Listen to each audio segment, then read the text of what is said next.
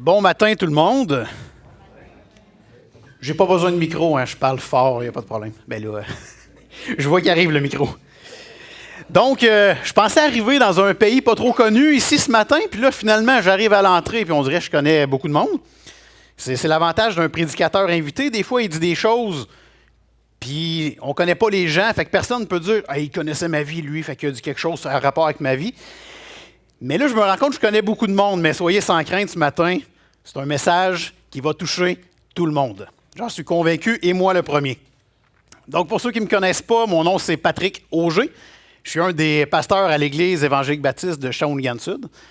Et on m'invite ce matin pour la première fois comme prédicateur, mais je suis déjà passé ici lors de différentes cérémonies, spectacles, moments différents un peu à l'Église.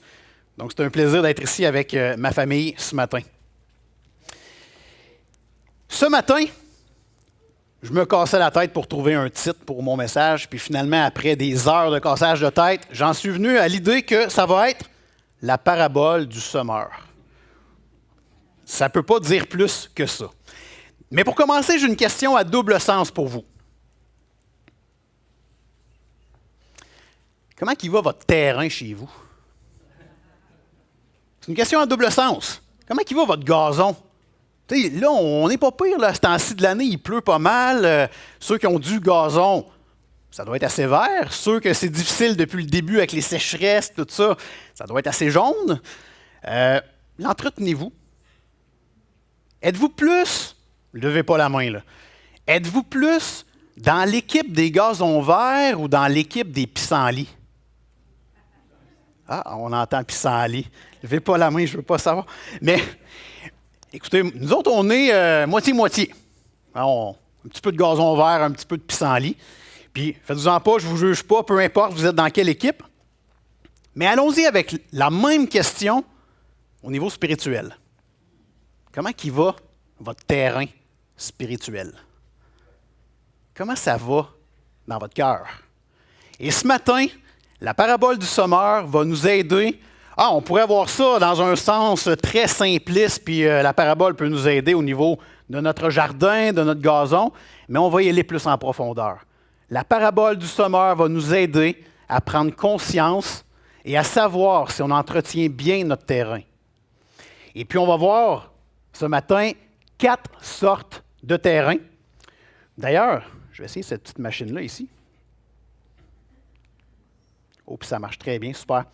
Donc, ce matin, on va voir le sort de la semence. Donc, dans les versets 1 à 8 de Matthieu, chapitre 13, on va voir le sort de la semence.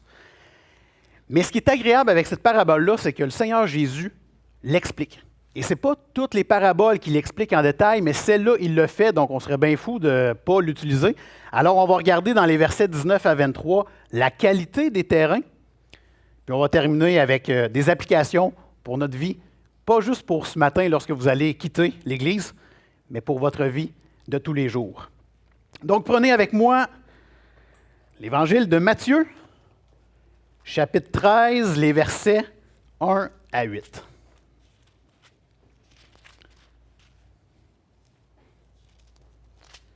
Matthieu, chapitre 13, les versets 1 à 8. Ce même jour, Jésus sortit de la maison et s'assit au bord de la mer. Une grande foule s'était assemblée auprès de lui. Il monta dans une barque et il s'assit. Toute la foule se tenait sur le rivage. Il leur parla en paraboles sur beaucoup de choses et il dit : Un semeur sortit pour semer. Comme il semait, une partie de la semence tomba le long du chemin. Les oiseaux vinrent et la mangèrent. Une autre partie tomba dans les endroits pierreux, où elle n'avait pas beaucoup de terre.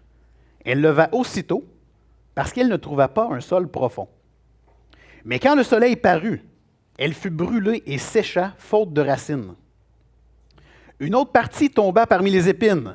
Les épines montèrent et l'étouffèrent. Une autre partie tomba dans la bonne terre. Elle donna du fruit, un grain 100, un autre 60, un autre 30. Le prochain verset ne fait pas partie du message de ce matin, mais il vaut la peine d'être lu quand même. Que celui qui a des oreilles pour entendre, entende. On va prier pour commencer. Ô Seigneur Dieu, merci de permettre qu'on puisse se réunir ce matin en si grand nombre. Merci pour la technologie aussi, parce que je sais qu'il y a des gens qui écoutent de chez eux actuellement. Merci Seigneur de nous permettre un temps dans la semaine où est-ce qu'on peut s'arrêter et étudier ta parole, la mettre en application dans nos vies, te louer, te glorifier. On est béni d'être ici, Seigneur Dieu. Et je t'en supplie, Seigneur, il y a toujours à l'Église ou des gens qui écoutent, des gens qui n'ont pas encore fait le pas de te donner leur vie. Je te prie que ce matin, par ton esprit, tu puisses les toucher profondément. Je te prie pour ceux qui sont matures dans leur foi chrétienne. Je te prie que tu puisses les aider à entretenir leur terrain encore plus. Mettre l'énergie nécessaire pour te glorifier à tous les jours. Au nom de Jésus. Amen. Donc, écoutez, rien de mieux que aller dans le contexte un petit peu pour bien comprendre la parabole. Elle n'arrive pas de nulle part comme ça, là. Jésus parlait de plein de choses, puis il arrive avec la parabole, mais il y a un petit lien qu'on peut faire. Si on recule un petit peu avant dans le chapitre 12, les versets 46 à 50, on voit que Jésus est en train de s'entretenir avec ses disciples. Et là, il y a quelqu'un qui s'en vient voir Jésus et dit « Hey Jésus, ta mère puis tes frères, ils veulent te parler. » Puis là, Jésus il arrive avec une phrase vraiment bizarre à première vue. Regardez au verset, donc Matthieu 12, verset 48. « Mais Jésus répondit à celui qui le lui disait, « Qui est ma mère et qui sont mes frères? » Puis, étendant la main sur ses disciples, il dit, « Voici ma mère et mes frères.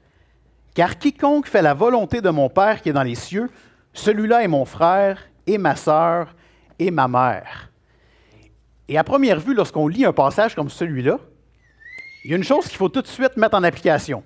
Jésus n'est pas en train de nous dire de renier notre famille biologique. Il y a malheureusement des gens qui l'ont fait, mais si on regarde la parole de Dieu au complet, Jésus dit pas plus tard que quelques chapitres plus loin, « Aimez-vous les uns les autres. Aimez votre prochain comme soi-même. Prenez du temps avec les gens qui vous entourent. » Donc Jésus n'est pas en train de dire de renier notre famille. On doit en prendre soin. Et là, il va arriver avec la parabole du sommeur. C'est ça qui est intéressant. L'idée de prendre soin de ton cœur, des autres. Il y a quelque chose de très fort ici dans ce que Jésus veut enseigner.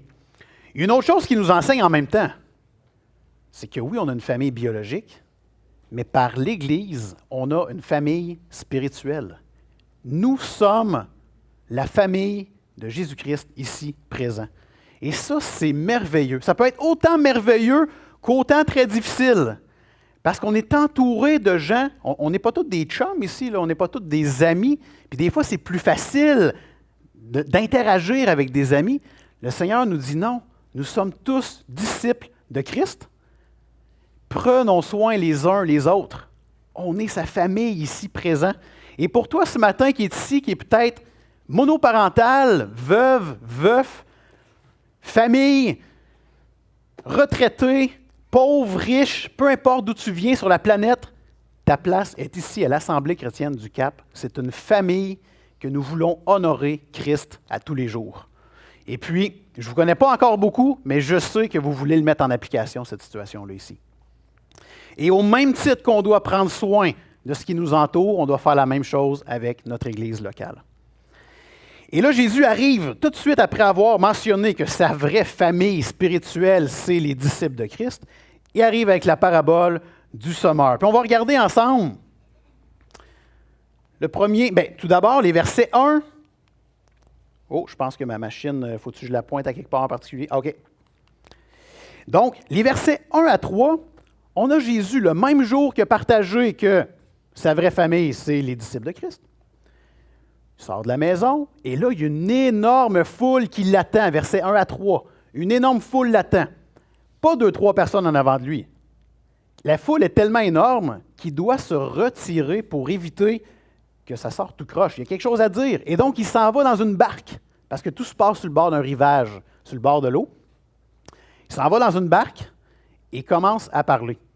Puis, Peut-être vous vous dites, pourquoi que Patrick il nous parle de tout ça? Mais c'est le fun d'aller en profondeur. Pourquoi que ça se passe comme ça? Des fois, on lit. Combien de fois j'ai lu ma Bible puis vous me demandez qu'est-ce que j'ai retenu? C'est pas parce que je suis en avant que je suis meilleur que tout le monde. Là. Il y a bien des choses que je n'ai pas retenues. Mais quand je vais en profondeur dans le texte, je fais OK, je suis capable de me mettre dans la. C'est comme si je suis capable de reculer dans le temps et de mieux comprendre pourquoi Jésus fait ces choses-là ici. Pourquoi Dieu nous a donné sa parole. Et là, on apprend que Jésus est dans une barque et il veut parler à la foule. Il y a deux raisons pourquoi il fait ça. La première, c'est qu'on sait, on a vu ça dans l'Évangile de Marc, nous, à l'Église de Shawinigan-Sud, on vient de passer une série sur Marc. Et lorsque Jésus est trop dans la foule, il ne faut pas oublier, Jésus est vu comme un héros à certains moments de sa vie. Ce n'est pas tout le monde qui va donner sa vie à Jésus, mais il y a beaucoup de gens qui veulent aller l'entendre. Et lorsqu'on parle d'une foule, c'est beaucoup de monde. Et il y en a même une, elle avait tiré sur son chandail, elle avait tiré sur son morceau de vêtement. Donc, il serait mal positionné pour parler, alors il s'en va dans une barque. Deuxièmement, pourquoi une barque? Eh bien, j'apprends en faisant des petites recherches que c'est l'idée d'un auditorium naturel. Lorsque tu es situé dans une barque et que tu parles sur le rivage, le vent propage ta voix. Et on se rappelle qu'à l'époque, il n'y a pas de micro comme présentement. Et fort probablement que si c'était juste un petit groupe, il n'y aurait pas eu besoin de faire ça. On parle d'une grande foule. Donc, il a dû être dans la barque pour parler. Et là, il commence avec le verset 4. Un semeur sortit pour semer. On va commencer comme ça. Qui est le semeur? C'est important de savoir c'est qui le semeur dans le contexte. Ça peut être deux possibilités. Dans le même chapitre, Jésus prend une autre parabole puis il dit que le semeur, c'est le Fils de l'homme. Petite expression pour dire que c'est Jésus lui-même. Par contre, dans Corinthiens, Paul donne une lettre aux Corinthiens et il dit « J'ai planté, Apollos a arrosé, mais c'est Dieu qui fait croître. » Donc, Paul se considère aussi comme un semeur, un planteur.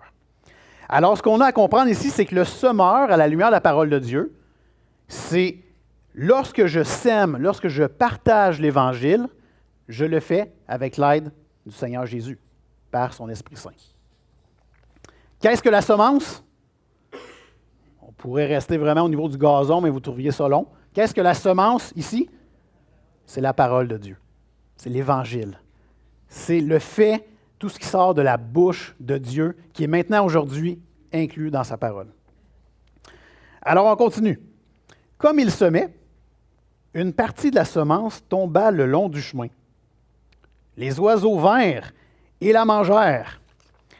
Puis, honnêtement, je lisais ça, puis c'est sûr que je ne suis pas un grand jardinier. Là, ceux qui me connaissent, vous allez le savoir, là, vous le savez d'ailleurs. Mais tu sais, je me dis, il me semble, comment ça que sa semence est allée le long du chemin? Ça ne tentait pas à la place de juste faire un trou dans la terre, mettre la petite semence, refermer la terre, mettre de l'eau par-dessus. Il me semble qu'il y aurait eu un taux de succès assez bon. Mais non, encore là, c'est pas juste Google puis Wikipédia, là, on peut aller un peu plus en détail, mais il y a différentes techniques pour semer. Et je me rends compte que ce qu'utilise à cette époque-là, c'est exactement la même que j'utilise pour mon propre gazon. Hein, on pogne une grosse poignée de semences, puis on fait une espèce de geste circulaire. Puis évidemment, à chaque fois qu'on fait ça, en tout cas moi, quand je fais ça, il y a un coup de vent qui arrive, puis un peu de semence dans le gazon, un petit peu de semence sur l'asphalte. Je ne sais pas si ça vous fait ça chez vous, moi, ça me fait ça. Et il faut faire attention, c'est une excellente technique pour semer le gazon. D'ailleurs, on le voit, plein de gens font ça comme ça. Par contre, c'est sujet à l'aspect climatique, à l'environnement, le vent, le froid. Évidemment, ça tombe le long du chemin. À cette époque-là, il n'y avait pas d'asphalte sur le chemin, mais il y avait des chemins extrêmement bien tapés. Les gens circulaient à pied, les animaux avec toutes sortes de bagages sur eux très lourds circulaient sur le même chemin. C'était aussi dur que nos chemins d'asphalte aujourd'hui. Et donc, si vous avez déjà essayé de semer sur l'asphalte en avant de chez vous, vous savez que ça ne pousse pas. Et c'est la même chose ici, le long du chemin, on a aussi les oiseaux. S'ils voient une semence, vous avez sûrement déjà essayé ça, vous semez le soir, le lendemain matin, plein d'oiseaux en avant de chez vous. C'est un peu ça qui arrive ici.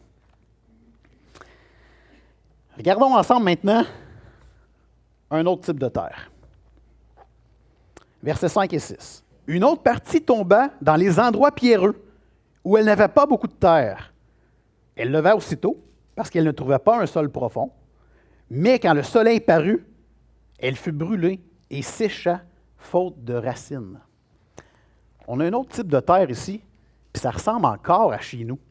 J'habite dans un quartier assez récent, et le truc des contracteurs pour montrer qu'il y a du beau gazon en avant, c'est quoi? C'est de mettre de la tourbe. La tourbe est toujours belle. Donc, qu'est-ce qu'ils font? Nous autres, on a un sol très sablonneux, donc des pieds et des pieds de sable. Et qu'est-ce qu'ils font? Ils mettent une couche de terre, puis ils assient la tourbe par-dessus, puis là, il dit, tu vas voir, ça va être facile à entretenir, tu as juste à arroser. Va chercher ton permis à ville, arrose. Puis arrose beaucoup. Puis la première année, ils ont raison. On a dessus une belle tourbe en avant. Deuxième année, c'est encore beau. Mais là, l'hiver, elle arrive, le sable, le calcium qui revole dans la tourbe en avant, et le fait qu'il n'y ait pas beaucoup de terre, qu'est-ce qui arrive aux racines? Au lieu de pousser en profondeur pour aller chercher leur humidité, ils poussent à la surface, ou du moins dans la petite terre qu'il y a disponible. Et qu'est-ce qui arrive quand il fait très chaud et qu'il y a des chaleurs comme on a vécu dernièrement? Ça sèche. C'est exactement ce qu'il dit ici. C'est la même chose. Les endroits pierreux, les racines poussent à la surface ou très peu profondément, puis dès qu'il fait chaud, ça sèche et ça meurt. Verset 7. Une autre partie tomba parmi les épines. Les épines montèrent et l'étouffèrent. Peut-être vous, dans votre version, vous avez les ronces. Les ronces, les épines, les mauvaises herbes, appelez ça comme vous voulez, mais une chose qu'on comprend ici, c'est que les épines et les ronces, c'est plus fort que la semence en question. Vous voyez, je parle encore de double manière. Dans votre terrain en avant de chez vous, c'est la même chose. Si on ne l'entretient pas, comme j'ai fait pendant les 5 dernières années, les pissenlits, les ronces, les épines, toutes sortes d'affaires qu'à première vue, c'est vert. Fait que si on ne regarde pas trop proche, ça a l'air correct. Mais ils ont pris le dessus sur la bonne semence qui était mon petit gazon. Faites la même chose dans votre jardin. Si vous n'entretenez pas votre jardin, il y a certainement des choses, des fruits qui peuvent pousser, des légumes qui peuvent pousser, mais vous allez voir paraître un paquet de mauvaises herbes qui pourraient venir étouffer vos fruits et vos légumes, avant même qu'ils poussent. Regardons maintenant le verset 8. Une autre partie tomba dans la bonne terre. Elle donna du fruit, un grain 100, un autre 60, un autre 30. Et ça, c'est intéressant ici parce que il ne faut pas oublier que Jésus s'adresse majoritairement à des Juifs qui connaissent l'Ancien Testament. Et dans Genèse 26, 12, on a Isaac qui est dans un pays et qui sème. Il sème, met de la semence un peu partout, et on apprend que le Seigneur le bénit tellement qu'il a reçu au centuple. Ça veut dire, une graine plantée, il a reçu 100 fruits. Si vous faites une petite recherche, ou du moins juste dans votre propre jardin, si vous plantez une graine de tomate dans un petit rond, là, puis vous mettez de l'eau là-dessus, il pourrait y avoir entre 5 et 15 tomates. Même chose pour les cocombes. Jésus dit que dans la bonne terre, c'est même pas 15, c'est 30, c'est 60, c'est 100 fois plus que tu peux avoir. Intéressant de faire le comparatif ici. Puis Isaac, dans Genèse, c'est vraiment beau parce que c'est tellement exceptionnel comment que ça pousse alentour de lui, comment le Seigneur le bénit, que même le roi Abimelech lui dit, dans ma version à moi, il lui dit, écoute gars, tu me déranges. Tu déranges le pays actuellement. Tu peux-tu t'en aller? C'est exactement ce que le roi demande. Il dit, tu es plus puissant, à toi tout seul avec ta petite famille, tu es plus puissant que nous comme royaume. Tu peux-tu t'en aller? La raison pourquoi n'est pas nécessairement écrite clairement, mais on sait qu'à l'époque, jalousie, orgueil, guerre, c'est des choses qui pourraient arriver. Donc, pour éviter les troubles, ça avec votre temps, tu es trop puissant. Merci Seigneur pour ça, il n'y a pas de doute. Si j'arrêtais mon message là, vous diriez tous, ah, super intéressant, je pense que mon jardin va être plus beau cette semaine. Hein, mon gazon en avant, je vais en prendre soin. Merci. Merci Patrick, c'est vraiment intéressant. Mais non, je ne m'arrêterai pas là. On va aller un peu plus en profondeur. Pourquoi que Jésus apporte cette parabole-là? Alors, on va regarder ensemble, à partir du verset 19, toujours dans le chapitre 13, Jésus explique sa parabole. Donc, allons dans le verset 19. Lorsqu'un homme écoute la parole du royaume et ne la comprend pas, le malin vient et enlève ce qui a été semé dans son cœur. Cet homme est celui qui a reçu la semence le long du chemin. Et donc, on pourrait dire que celui dont son terrain est considéré comme étant le long du chemin, un terrain dur, ou si vous aimez mieux, un cœur dur, la parole ne peut pas pénétrer à l'intérieur, la semence ne peut pas rien faire, c'est trop dur. Et donc, la semence meurt dès le départ. Et ici, je pense que vous avez compris une première stratégie de Satan. Satan vient aussitôt que la parole est entendue et laisse les gens inattentifs ou ignorants. Et beaucoup de gens sont rentrés dans l'Église, ont entendu la parole, ont entendu la bonne nouvelle de Jésus-Christ, mais leur cœur était trop dur pour recevoir cette parole-là et la faire fructifier. Vous savez comme moi, si ça fait plusieurs années que vous êtes dans l'Église, il y en a eu des gens qui ont passé dans l'Église, il y en a eu des gens à qui vous avez partagé l'Évangile. Le cœur est trop dur. Maintenant, loin de moi l'idée de juger quelqu'un comme ça. Écoutez,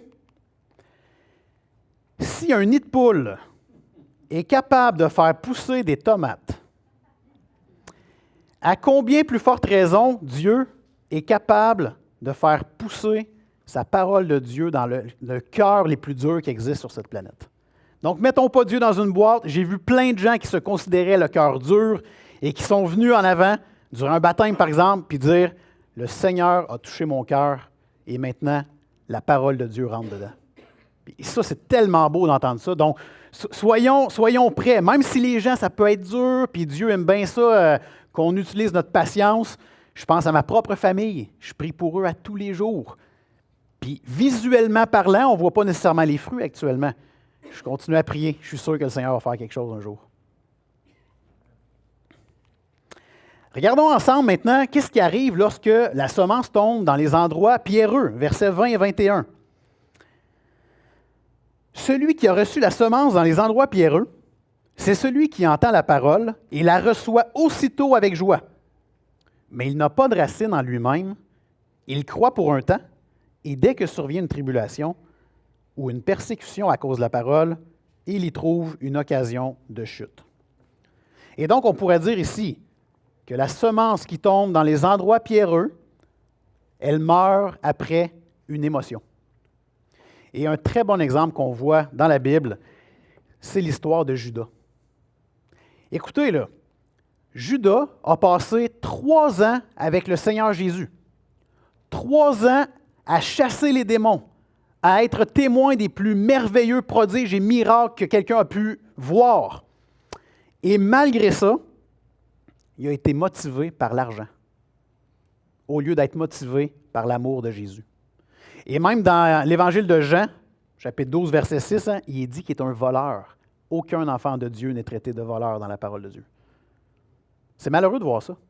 Malheureux de voir que Judas avait tout pour réussir, mais l'émotion de l'argent était attirée par quelque chose d'autre. Bien, il a tombé là-dedans, lui. Puis regardez, cette deuxième stratégie de Satan, il vient après que la parole a été reçue avec joie. Et tranquillement, il fait miroiter que le monde actuel est plus attirant. Et combien de fois, nous-mêmes ici, on n'est pas à l'abri de ça, hein? Combien de fois on voit le monde actuel puis qu'on se dit « Ah, ça vaut-tu vraiment la peine de suivre Dieu coûte que coûte? » Il y en a qui se posent la question et on a le droit d'avoir des doutes. Thomas a eu des doutes. Il était à côté de Jésus. Mais un enfant de Dieu va persévérer jusqu'à la fin et il va dire « Oui, Seigneur, ça vaut la peine de te suivre coûte que coûte. Ça va faire mal au niveau terrestre, mais il y a de quoi de merveilleux qui m'attend au ciel. Puis juste ça, je vais focusser là-dessus pour vivre ma vie. » Regardons maintenant qu'est-ce qui arrive lorsque la semence tombe dans les épines. Verset 22. Celui qui a reçu la semence parmi les épines, c'est celui qui entend la parole, mais en qui les soucis du siècle et la séduction des richesses étouffent cette parole et la rendent infructueuse. Et donc, lorsque la semence tombe dans les épines, Elle meurt après avoir raisonné. Et on a un bon exemple encore une fois dans la Bible. Vous vous rappelez dans Marc, le jeune homme riche. Marc 10. Le jeune homme riche arrive à genoux devant le Seigneur Jésus et lui dit, « Seigneur, qu'est-ce que je dois faire pour hériter de la vie éternelle? » Hey, j'aimerais ça, moi, que quelqu'un arrive à l'église ici et qu'il fasse ça puis qu'ils veulent marcher pour le Seigneur par la suite. Et là, le Seigneur Jésus fait, « Mon Dieu, le jeune à genoux devant moi, ben écoute, respecte les 10 commandements. » C'est ce que le Seigneur Jésus lui dit. Puis il lui nomme les 10 commandements et le jeune, qu'est-ce qu'il dit? « J'ai tout fait ça. » Fait que Jésus lui dit, « Peut-être quelque chose d'autre que tu pourrais faire. Vends tout ce que tu as, puis suis-moi. » Et qu'est-ce qui arrive à ce jeune homme-là? Il retourna tout triste, l'air piteux. Pourquoi? Parce qu'il a pesé le pour et le contre. Il s'est dit, si je vends tout pour suivre Jésus, là, je perds quelque chose. Il a raisonné et il est parti tout triste. Et là, mon idée ici, que personne ne s'en aille chez eux après l'Église pour vendre sa maison. OK? Attendez 2 jours, là, mais vendez pas votre maison. Ce n'est pas ce que le Seigneur vous demande de faire ici. C'est parce que Jésus connaissait le cœur de ce jeune homme-là et il lui a demandé quelque chose qu'il savait très bien qu'il ne pourrait pas faire. OK? Donc, ce n'est pas tout le monde qui doit vendre sa maison ou vendre ses biens. C'est que pour lui, c'était extrêmement difficile. C'était un sacrifice. Et clairement, le Seigneur connaît les cœurs. Donc, il savait bien que le jeune ne suivrait pas. Et voilà une troisième stratégie du diable dans ces contextes-là. Il vient là où la parole veut prendre racine. Hein, le jeune, il était prêt, visuellement parlant. Et il étouffe la semence en y allant du mensonge qu'il y a trop de bonnes choses sur terre pour les sacrifier. Un verset qui m'a aidé dans ma jeunesse, qu'on faisait apprendre aux jeunes à l'Église lorsqu'on allait dans un camp ou peu importe, et c'est Romains 12, 2. « Ne vous conformez pas au siècle présent, mais soyez transformés par le renouvellement de l'intelligence, afin que vous discerniez quelle est la volonté de Dieu, ce qui est bon, agréable et parfait. » En tant que croyant, en tant que chrétien, disciple de Christ, on a un rôle sur terre et c'est de ne pas nous conformer au siècle présent.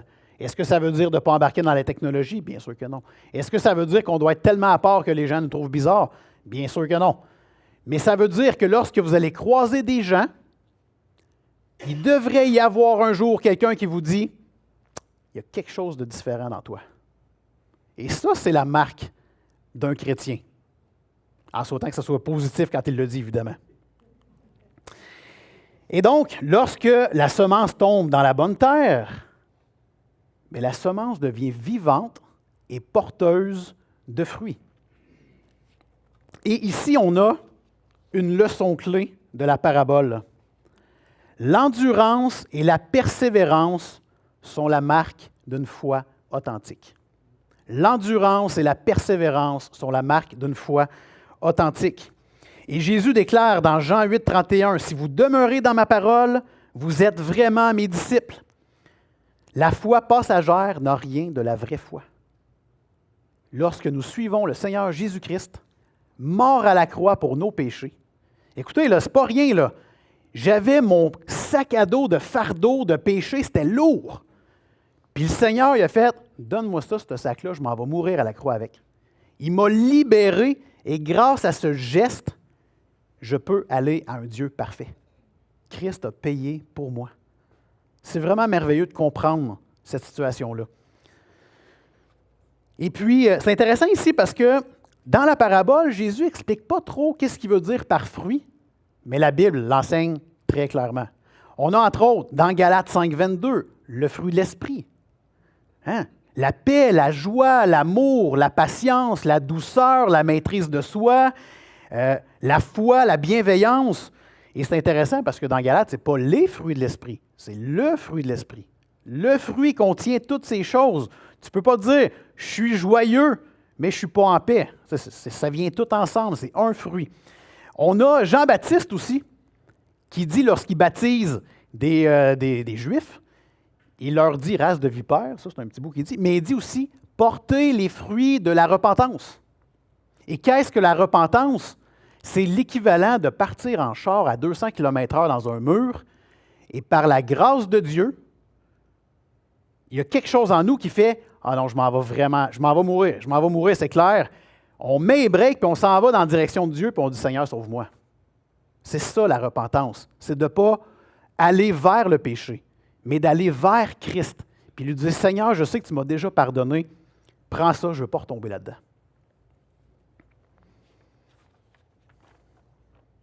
Oups. Alors, quelques applications pour nous ce matin. Lorsque nous annonçons l'Évangile ou enseignons la parole de Dieu, le résultat sera toujours conforme à la condition des cœurs qui nous écoutent. Quand on annonce l'Évangile, quand on partage la parole de Dieu, prenons l'exemple ici présent. Ça sort de ma bouche. C'est le Seigneur qui a permis de m'utiliser ce matin pour que je puisse vous apporter la parole de Dieu. Mais la semence qui va croître dans votre cœur, je n'ai aucun contrôle là-dessus. Ça vous appartient, cette partie-là. Et donc, certainement qu'une partie de la semence qu'on va répandre, ça va se retrouver dans un terrain dur, dans un terrain rocailleux, dans un terrain rempli d'épines, mais certainement dans de la bonne terre aussi. Et nous, en tant qu'humains, je ne suis pas capable de savoir quel genre de terrain nous sommes ici. Le Seigneur le sait. Moi, je ne sais pas. Et c'est pour ça que la technique de répandre la semence à la volée, c'est la meilleure. On ne peut pas dire « Ah, lui, c'est un bon prospect, je pense que lui, je vais y partager l'Évangile. » Non, non, non, on ne le sait pas. Partageons à tout le monde. Quand le Seigneur Jésus dit « Faites de toutes les nations des disciples », c'est toutes les nations, c'est tout le monde. Posez-vous pas la question, essayez pas de vous mettre à la place de Dieu pour essayer de connaître le cœur de la personne devant vous.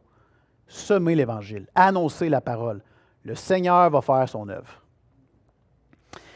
Et d'ailleurs, la réussite ou l'échec ne dépendent pas de notre compétence de semeur. Écoutez, combien de fois, je vais le dire autrement, les gens et de plus en plus moi commencent à comprendre que oui, le Seigneur m'a donné quelque chose de spécial au niveau de l'évangélisation. Un don à ce niveau-là. Est-ce que tout le monde doit évangéliser? Oui. Maintenant, je reconnais qu'il y a peut-être des éléments, j'ai une facilité dans certains domaines et j'ai combattu pendant des années en me disant, coudonc, je suis tout seul à l'Église qui évangélise. Puis ça, c'était vraiment la pire affaire à penser de ma part.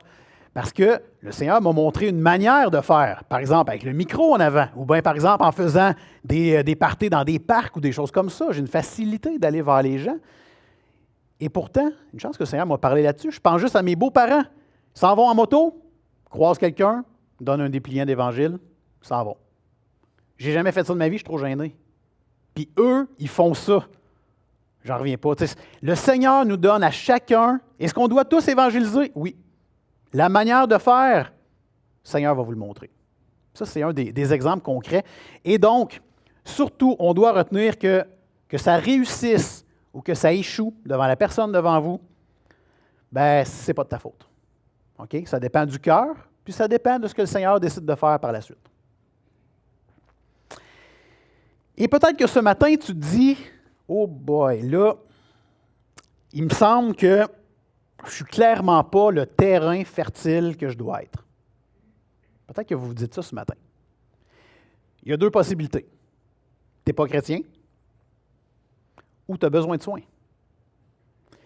Si tu n'es pas chrétien, remercie le Seigneur, tu es encore vivant aujourd'hui. Et il y a encore une belle occasion aujourd'hui, maintenant, ce matin, de changer de vie, de se laisser transformer par la semence qui est la parole de Dieu.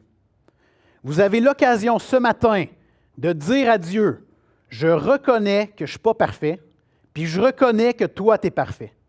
Puis que pour aller à toi, il y a un seul moyen que tu as prévu, puis c'est le Seigneur Jésus. Je ne comprends pas tout ce matin. Je vais aller voir mes anciens. Je vais aller voir la personne qui m'a invité. Je vais aller voir quelqu'un qui a l'air à connaître un peu plus ça, puis je vais lui demander de l'aide. Gênez-vous pas. Restez pas avec le fait de ne pas savoir qu'est-ce qui arrive après la vie sur terre. Allez à Christ, même si vous ne comprenez pas tout. Ouvrez la parole de Dieu. Prenez le temps de la méditer, de l'appliquer dans votre vie. Le Seigneur va faire son œuvre.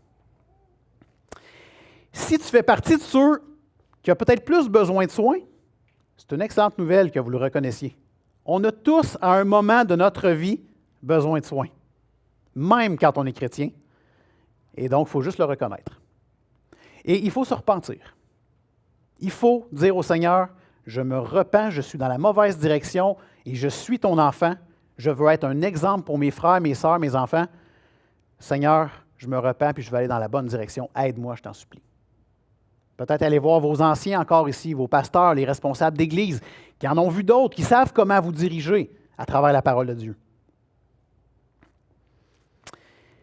Si ce matin, tu te dis, moi je suis chrétien, je porte du fruit, comme ce que la parole de Dieu m'enseigne ce matin, mais j'aimerais ça en porter plus encore. Oh là, j'ai juste une chose à te dire. Gloire à Dieu. Je veux entendre ça. Des chrétiens matures qui disent, je veux porter encore plus de fruits. Tu sais, qui ne s'assient pas sur son steak et qui dit, oh, j'en porte assez, là, ça va être correct. Là. Non, on veut être en sacrifice pour le Seigneur. Eh bien, encore une fois, je vais te demander encore d'aller voir tes anciens. Ils sont là pour ça. Va les voir. Dis-leur que tu veux mettre tes dons au service de Dieu dans ton église locale. Dis-leur que tu as peut-être besoin d'étudier en profondeur la parole. Ils vont t'orienter soit vers du coaching 1 à 1, soit vers des études un peu plus poussées, soit vers du counseling biblique, de la relation d'aide biblique. Ne restez pas satisfait de votre état.